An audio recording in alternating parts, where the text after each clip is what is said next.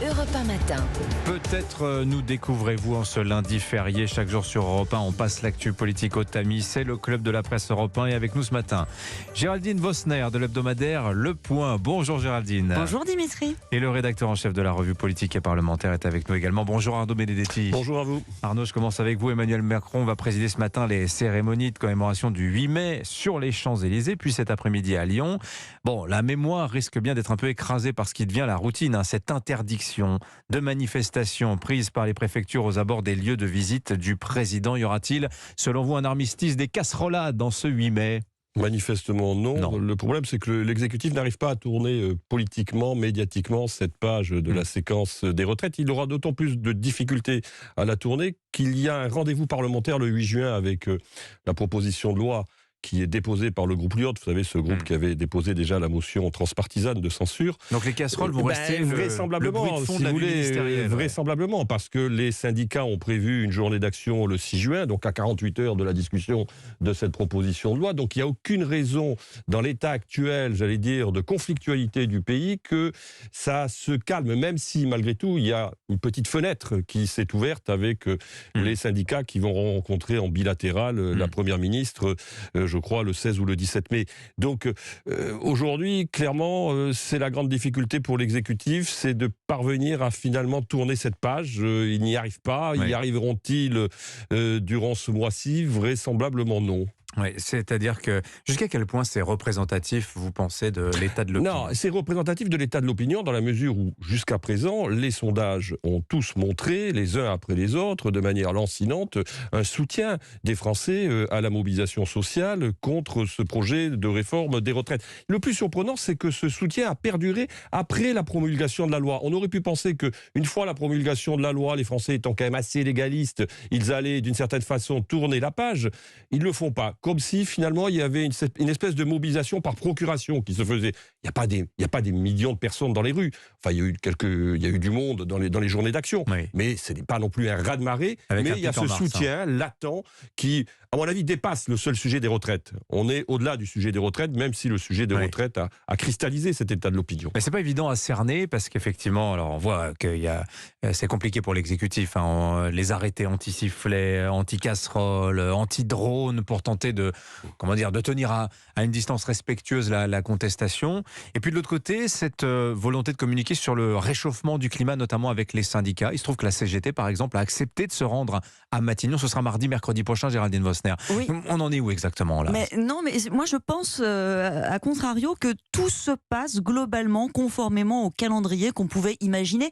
Évidemment, le soufflet ne pouvait pas retomber après une telle mobilisation, une telle opposition à cette réforme des retraites. On ne pouvait pas simplement tourner la page en quelques jours. Et c'est pas pour rien qu'Emmanuel Macron a décidé de cette période de latence, on va dire, de 100 jours. Oui. Alors évidemment, sur le terrain, quand il se déplace, c'est pas agréable, c'est pas commode. Les gens manifestent, font des casserolades. Effectivement, ça va se poursuivre probablement jusqu'au 8 juin. Mais on sent que l'exécutif table sur un affaiblissement progressif de cette mobilisation. Et pour l'instant, je ne vois rien qui puisse l'empêcher radicalement de le penser.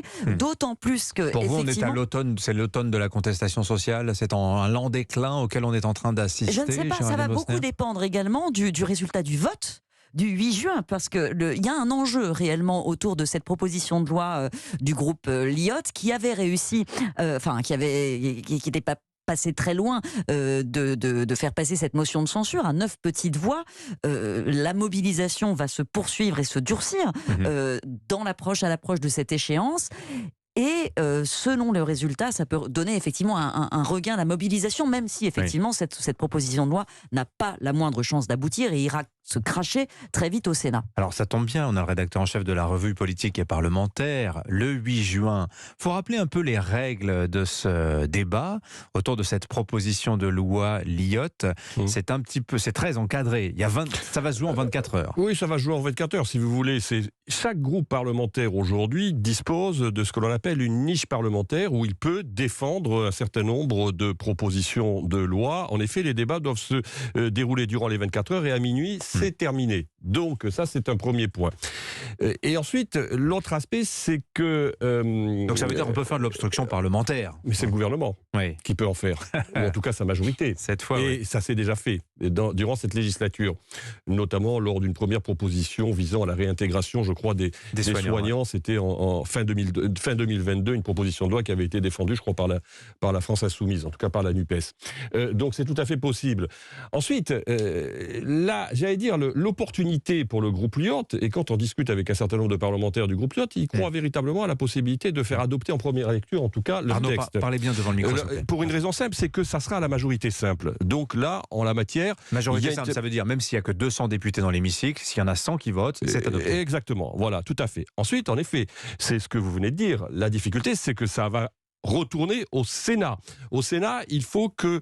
Pareillement, ça sera déposé sur le bureau. Il faut qu'il y ait un des groupes parlementaires du Sénat qui décide de lui-même proposer cette proposition de loi dans une des niches parlementaires. Alors, on trouvera un groupe, on trouvera vraisemblablement un groupe, notamment à gauche, il n'y a aucune difficulté.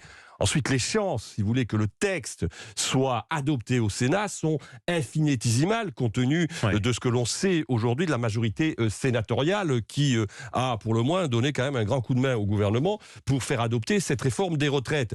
Donc, si vous voulez ensuite... le retour à l'Assemblée nationale, il se fait si le Premier ministre le décide, d'une certaine manière. En l'occurrence, il y a très peu de chances. Donc, mais par contre, en effet, ça aura un effet politique. Ça aura un effet politique, ça aura un effet médiatique. Donc, c'est susceptible, si vous voulez, d'être un levier qui peut être utilisé par les syndicats, notamment pour relancer la mobilisation au mois de juin. Donc, c'est vrai que c'est un moment qui va être compliqué pour l'exécutif à aborder. Géraldine Vosner. Compliqué ou favorable? Je pense que là, le gouvernement a une opportunité de réparer un peu les erreurs de communication et de stratégie qu'il a commises au premier, et bien d'aller au vote, de ne pas faire d'obstruction parlementaire et de soumettre cette réforme à un vrai vote des députés. On lui reproche essentiellement ceci, d'avoir squeezé la volonté du Parlement. C'est-à-dire, il y avait eu le recours au 49.3 pour éviter un vote sur les retraites. Vous pensez que justement, c'est le moment de prendre son risque? C'est ça qui crispe, que quelqu'un comme Charles Amédée de Courson, qui était favorable à une retraite à 65 ans pendant toute sa carrière politique, brandisse lui-même cette proposition de loi, non pas parce qu'il est contre cette réforme des retraites, mais parce qu'il est indigné de la façon dont le Parlement a été traité. Et je pense que c'est quelque chose d'important dans la population aujourd'hui.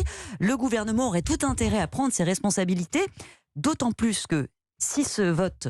il le remporte, il aura aussi, lui, symboliquement, beaucoup plus de puissance pour tourner la page et passer à autre chose. Vous y croyez, Arnaud Dans un monde idéal, en effet, vous avez parfaitement raison. Ça serait la solution idéale pour sortir de cette crise politique qui est en train quand même de virer à une sorte de crise démocratique, comme dit d'une certaine façon Pierre Rosanvallon. Il n'a pas tort, en tout cas, de crise institutionnelle, d'une certaine manière.